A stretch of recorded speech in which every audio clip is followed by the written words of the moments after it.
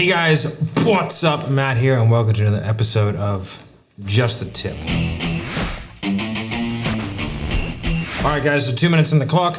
Today, what we're gonna talk about is why we stay neutral in a sales call. If we have a look at a little graph here, one, which is sales resistance, which is essentially the more acutely aware somebody is in the sales process, and then we have time down here, okay?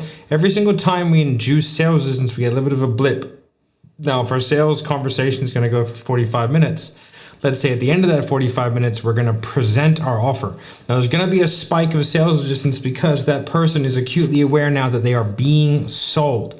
So that sales resistance does not go down ever throughout the call. You never recover from that. So that's why things like setting agendas and framers at the very beginning of the call, or agendas specifically, immediately induces sales resistance, all right? And you can never get that back. So now the context of every single question that you ask is gonna be looked through the prism of, this is a sales guy trying to get information to sell me and take my money at the end of this. So we want to delay that process for as much as possible. So we remain neutral. Would be, could be, what if, you know what I mean? All these kind of like neutral way of thinking and neutral way of sounding. So we want to create that graph, right? And we want to keep it nice and low. We don't want to get a little blip here. Oh, I solution drop.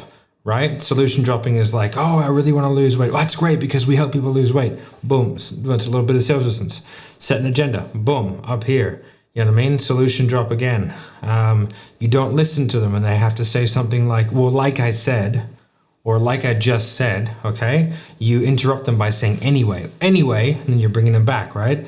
All these little things induce little bits of sales resistance. And so what that does is it means at the end, like the cumulative sum is that now this person's at like a frenzy point of like resistance to you. And so it's no longer collaborative, and then it's going to become combative.